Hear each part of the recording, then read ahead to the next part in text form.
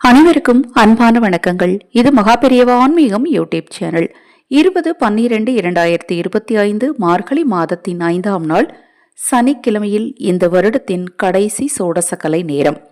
மார்கழி மாத அமாவாசை சோடசக்கலை நேரம் காலை 6:54 இருந்து 8:54 வரைக்கும் சோடசக்கலை நேரம்.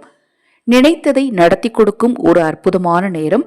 இந்த அற்புதமான நேரத்துல உங்கள் தீராத கடன் பிரச்சனை தீர 10 ரூபாயை வைத்து நீங்கள் செய்ய வேண்டிய ஒரு தாந்திரீக பரிகாரத்தை தான் இந்த பதிவுல நாம பார்க்க இருக்கிறோம். தாந்திரீக பரிகாரத்தை பொறுத்தவரை மிக மிக முக்கியம் என்ன அப்படின்னு பார்த்தீங்கன்னா நம்பிக்கை தான். நம்பிக்கையோடு நாளை இந்த குறிப்பிட்ட நேரத்தில் 10 ரூபாயும் இப்போ நான் சொல்லக்கூடிய பொருளையும் வச்சு இந்த பரிகாரத்தை செய்யுங்க. உங்கள் எப்பேற்பட்ட கடனும் நிச்சயமாக தீருங்க. இப்போ ஸ்க்ரீனில் நிறைய விஷயங்களை பார்த்துருப்பீங்க. அதில் உங்களுக்கு என்ன பிரச்சனைகள் இருந்தாலும் சரி, என்ன பிரச்சனைகளுக்கு நீங்கள் பரிகாரங்கள் செய்து கொள்ள விரும்பினாலும் சரி, அது மாதிரி பஞ்சமி யாக வேள்வி இந்த மாதம் பார்த்தீங்கன்னா ரொம்ப சிறப்பாக பஞ்சமி யாக வேள்வி நடத்த திட்டமிட்டு இருக்கிறோம். பஞ்சமி யாக வேள்வியில் உங்கள் குடும்ப உறுப்பினர்களை பேருக்கு குங்கும அர்ச்சனை செய்து கொள்ள விரும்பினாலும் ரொம்ப ரொம்ப குறிப்பு கணவன் மனைவி பிரச்சனை, குழந்தைகள் பிரச்சனை, இந்த பிரச்சனைகளுக்கு பரிகாரங்கள் செய்து கொள்ள விரும்பினாலும், அக்ஷயபாத்திரம் உணவளிக்கும் திட்டத்தின் மூலம் ஆதரவற்றவர்களுக்கு உணவளிக்க விரும்பினாலும் 9344692042 இந்த வாட்ஸ்அப் எண்ணுக்கு தொடர்பு கொள்ளுங்க. இப்போ நான் நேரம் சொல்லிட்டேன் இல்லையா, இந்த நேரத்தில் குளிச்சுட்டு பூஜையில் ஒரு விளக்க பொருத்தி வைங்க. நெய் தீபத்தை வடக்கு திசையை நோக்கி ஏற்றி வச்சுக்கோங்க. ஒரு டம்ளர் பால் அல்லது ஒரு டம்ளர் தண்ணீர் எடுத்து வச்சுக்கோங்க. எடுத்து வச்சுட்டு ஒரு 10 ரூபாய் நோட்டு, ஒரே ஒரு துண்டு சுருள் பட்டை அப்படின்னு சொல்கிறோம் இல்லையா, பட்டையிலே பார்த்தீங்கன்னா சுருள் பட்டை அப்படின்னு வரும். ஏதாவது ஒரு வாசனை திரவியம், உங்கள் வீட்டில் ஏதாவது பர்ஃப்யூம் சென்ட் வச்சுருப்பீங்களே அதையும் எடுத்துக்கோங்க.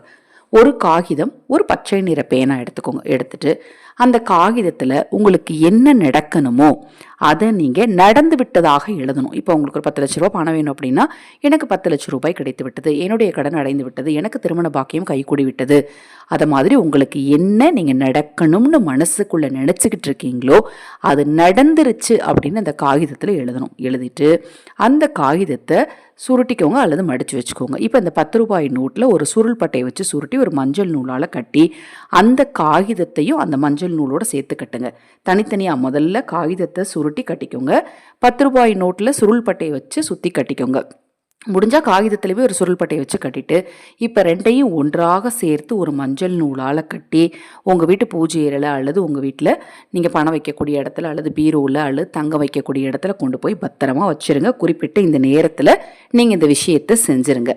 இதை செய்யும் போது இன்னொன்று, உங்கள் வீட்டில் நிலைவாசலையும் தீபம் ஏற்றி வைங்க. ரொம்ப ரொம்ப நல்லது. ஏன்னா மார்கழி மாதம் அப்படிங்கிறது 30 முக்கோடி தேவர்களின் அருளையும் ஆசியையும் வழங்கக்கூடிய ஒரு அற்புதமான மாதம். நிலைவாசலை தீபம் ஏற்றுறது ரொம்ப நல்லது. நிலைவாசலையும் தீபம் ஏற்றி வச்சிருங்க. இப்போ இதை எழுதி வச்சாச்சு இல்லையா, கண்டிப்பாக உங்கள் எண்ணங்கள் பிரபஞ்சத்தின் பேரருளால் நிச்சயமாக நிறைவேறும். அடுத்தது பௌர்ணமி சோடசக்கலை நேரம் வரும். பௌர்ணமி சோடசக்கலை நேரம் வர்றப்ப நான் உங்களுக்கு அந்த பதிவு செய்வேன். அந்த நாளில் அதை எடுத்து அந்த காகிதத்தை எடுத்து ஓடும் நீரில் போட்டுருங்க. பட்டை எடுத்து தட்டி நல்லா பொடி பண்ணி சாம்பிராணியோட கலந்து வீட்டில் சாம்பிராணி போட்டுருங்க. அந்த 10 ரூபாய் நோட்டை நீங்கள் கோயில் உண்டியலில் போட்டுருங்க அல்லது ஆதரவற்றவர்களுக்கு கொடுத்துருங்க. இந்த ஒரு பரிகாரத்தை இந்த சோடசக்கலை நேரத்தில் நீங்கள் செய்யும்போது, இது தாந்திரிக பரிகாரம், இதை நீங்கள் நம்பிக்கையோடு செய்யும்போது நிச்சயமாக அந்த காகிதத்தில் நீங்கள் என்ன எழுதியிருந்தீங்களோ அது உங்களுக்கு நடந்தே தீரும். இப்போ நான் சொன்ன இந்த பதிவில் உங்களுக்கு ஏதாவது சந்தேகம் இருந்தாலும் வாட்ஸ்அப்பில் கேளுங்க. ஹரஹர சங்கர ஜெய் ஜெய்சங்கர, ஹரஹர சங்கர ஜெய் ஜெய்சங்கர, மகாபெரிவா திருவடிப்பாதம் சரணம் சரணம். இந்த பதிவை கேட்டுக்கொண்டே இருக்கும் உங்களது அனைவரது வாழ்விலும் நல்லதே நடக்கட்டும்.